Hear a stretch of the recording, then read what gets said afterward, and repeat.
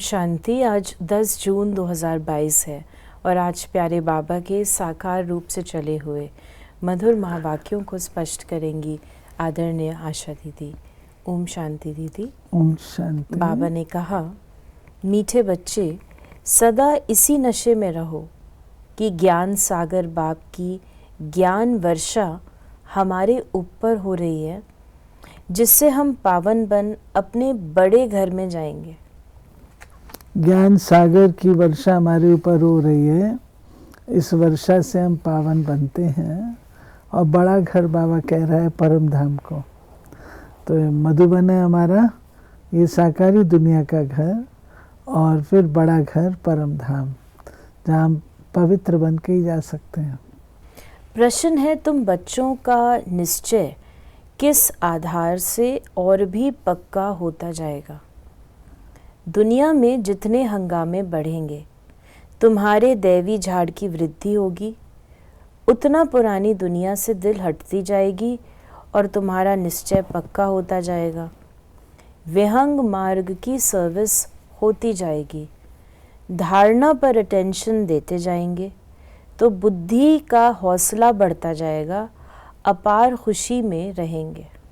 इसकी जो underlying sentence है वह है धारणा पर अटेंशन। धारणा पर अटेंशन देने से ही शक्ति आती है और जो बुद्धि का हौसला बढ़ता है ये सब धारणा से होता है। ओम शांति। बच्चों को रोज़ ये कहने की दरकार नहीं रहती कि शिव बाबा को याद करो। बच्चे जानते हैं हम शिव बाबा की संतान हैं, कहने की दरकार नहीं रहती। शिव बाबा हम को इस द्वारा पढ़ाते हैं, ये है ज्ञान सागर के ज्ञान की वर्षा। बच्चों की बुद्धि में है कि ज्ञान सागर की अब हमारे ऊपर ज्ञान वर्षा हो रही है। जो आकर ब्राह्मण बनते हैं उन पर ही मैं ज्ञान की वर्षा करता हूँ, बच्चों के सम्मुख होता हूँ। अभी बाबा ऐसे आकर के ज्ञान वर्षा करना शुरू नहीं कर देते। बाबा आते हैं, बच्चों को अडॉप्ट करते हैं, उनके माइंड सेट को चेंज करते हैं, तब बाबा ज्ञान सुनाना शुरू करते हैं और अपने बच्चों के आगे ही सुनाते हैं। बाबा घड़ी घड़ी सम्मुख होने का नशा चढ़ाते हैं, माया फिर नशा उतार देती है। किसका पूरा उतार देती है, किसका कम। बच्चे जानते हैं हम आए हैं सागर के पास रिफ्रेश होने, अर्थात मुरली की पॉइंट धारण कर डायरेक्शन लेने। हम उनके सामने बैठे हैं। इस ज्ञान सागर की वर्षा एक ही बार होती है। फिर बाबा ने कहा कि जैसे बाबा नया मकान बनाते हैं तो पुराने से बुद्धि योग हटकर नए से लग जाता है। समझते हैं पुराना खलास हो तो हम नए में जावें। बच्चे भी अंदर में कहते होंगे जल्दी जल्दी स्वर्ग की स्थापना हो जाए, तब हम अपने घर जाएं, सुखी होवें। पहले पहले हम साजन के साथ घर जाएंगे। ये पियर घर है, ये छोटा, वो बड़े बाबा का घर बड़ा घर है। फिर बाबा ने हम बच्चों को कहा, आगे तो अंधियारा था, अब सोझरा है। ये भी समझते हैं कि ज्ञान तो सब नहीं लेंगे, घर तो सब जाएंगे ज़रूर। तुम बच्चों की बुद्धि में है कि अब हम अपने घर जा रहे हैं। श्रीमत पर लायक बन रहे हैं, स्वर्ग के लायक बनना है। एक तो मुझे याद करो तो विक्रम विनाश हो जाए, दूसरा चक्र को फिराऊं। बाबा ने ये बात कही है कि बच्चे मुझे याद करो जिससे विक्रम नाश हो, और दूसरा चक्र को याद करो। चक्र माना क्यों बाबा कहता है चक्र? ये हमारे पुरुषार्थ को इजी बनाने के लिए कि हम पहले ऐसे थे, फिर हम नीचे आ गए, अब फिर से हमको चढ़ना। तो हमने ही ये किया हुआ है, पहले भी किया है, तो ये करना अब कठिन नहीं है। तो बाबा ने कहा, ये जो कहते हैं मनुष्य 84 लाख जन्म लेते हैं, तो क्या सभी लेते हैं? अभी तुम जानते हो 84 जन्म होते हैं, उनका भी हिसाब है। सब तो 84 जन्म भी नहीं लेंगे, शुरू से लेकर पुनर्जन्म में आते रहते हैं। पिछाड़ी में किसके 1-2 जन्म भी होते हैं। पहले पहले जो आएंगे वो 84 जन्म लेंगे। जैसे मिसाल ये लक्ष्मी नारायण हैं। मनुष्य भल इन्हों के मंदिर में जाते हैं, परंतु कुछ भी पता नहीं है। बस कहेंगे भगवान भगवती का दर्शन करने जाते हैं, परंतु इन्हों की ये राजधानी कैसे स्थापन हुई ये कुछ भी नहीं जानते। तो बाबा ने कहा इनको फिर कहा जाता है अंधश्रद्धा। फिर बाबा ने कहा समझो यहाँ भी कोई कोई आते हैं, जगत अम्बा के मंदिरों में आते हैं दर्शन करने। बाबा समझेंगे इनकी बुद्धि में कुछ बैठा नहीं है, तुम्हारी तो सब मनोकामनाएं पूरी हो रही हैं ना। जगत अम्बा का पाठ एक्यूरेट चल रहा है। ये जून का महीना है, तो बाबा की मुरली जगदम्बा के लिए। जगदम्बा जो सर्व की मनोकामनाएं पूरी करती है, बाबा कहते जगदम्बा अपना पार्ट एक्यूरेट प्ले कर रही है। नहीं, ज्ञान धन दान करना ये जगदम्बा का काम है। बच्चों का मेला लगाना ये जगदम्बा का काम है। तो मम्मा ये कार्य कर रही है। तुम्हारा ये अंतिम जन्म है, हिसाब किताब यहाँ से चुकता होता है। कर्म का भोग भोग कर छूटना है और बाप की याद में रहना है। वास्तव में बच्चों को याद करना एक बाप को ही है। देहधारी को याद किया तो वो टाइम वेस्ट हो जाएगा। ऐसा तो हो नहीं सकता कि कोई निरंतर याद करे। ऐसी कोई चीज़ नहीं जिसे निरंतर याद किया जाए।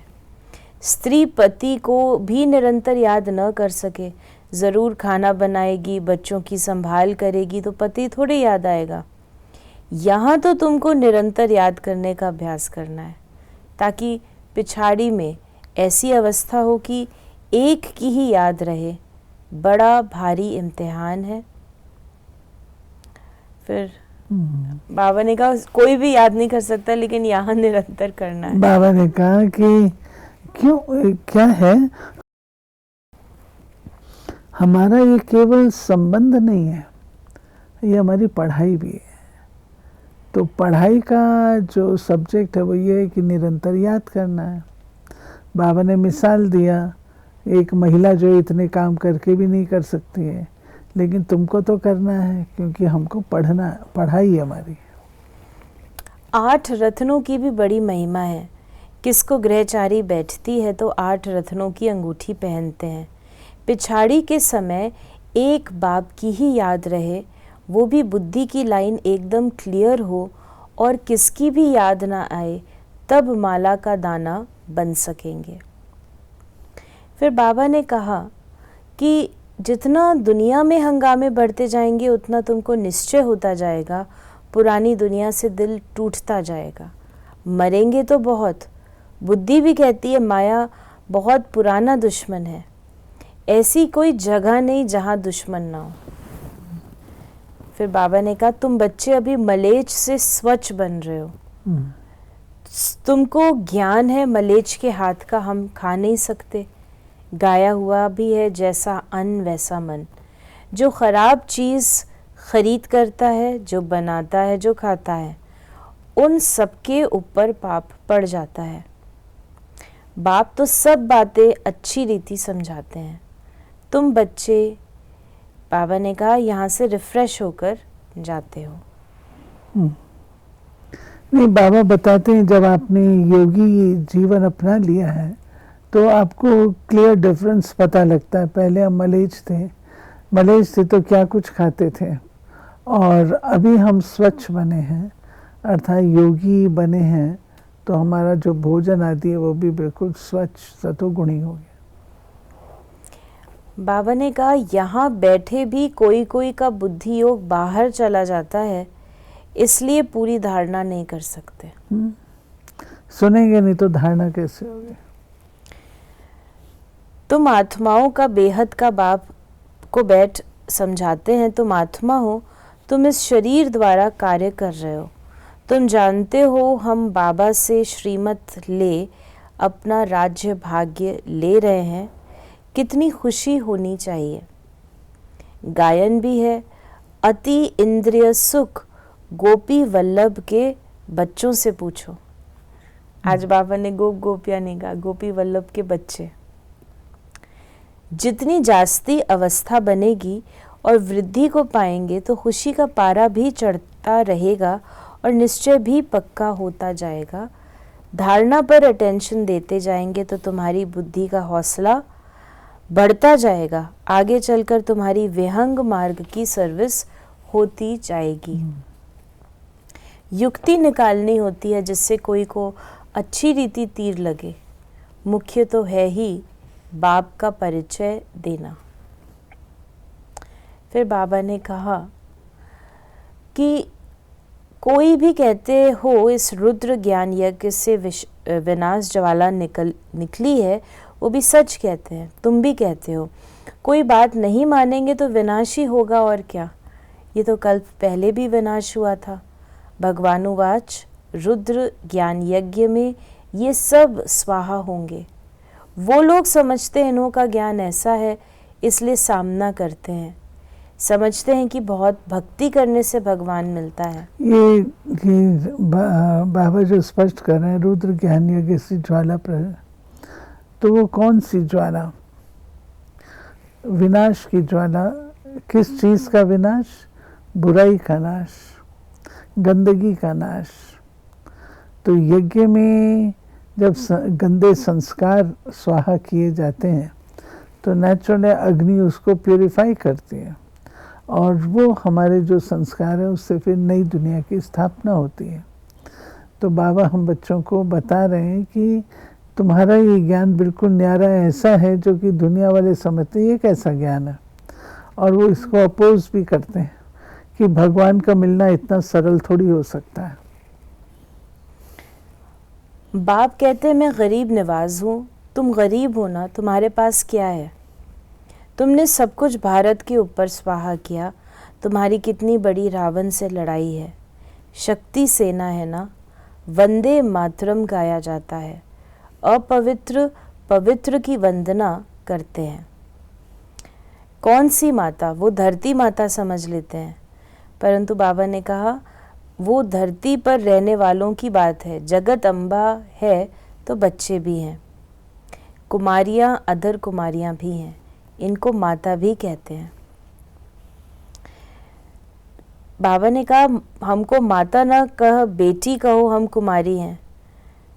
तुम कहते हो बाबा हम तो बीके हैं, कितनी गुहे समझ की बात है, परंतु उठा नहीं सकते। पुराना जन्म जन्मांतर का भान बैठा हुआ है, वो टूटता ही नहीं। तुम्हारी बुद्धि में है कि बाबा हमारे सामने है। फिर बाबा ने हम बच्चों को कहा कि हम राम की श्रीमत से रावण पर जीत पा रहे हैं। अक्षर सुनेंगे तो अंदर जचेगा। जिनको तीर लगेगा वो समझने के लिए आ जाएंगे। ये बेहद का सेमिनार रोज बाबा करते हैं।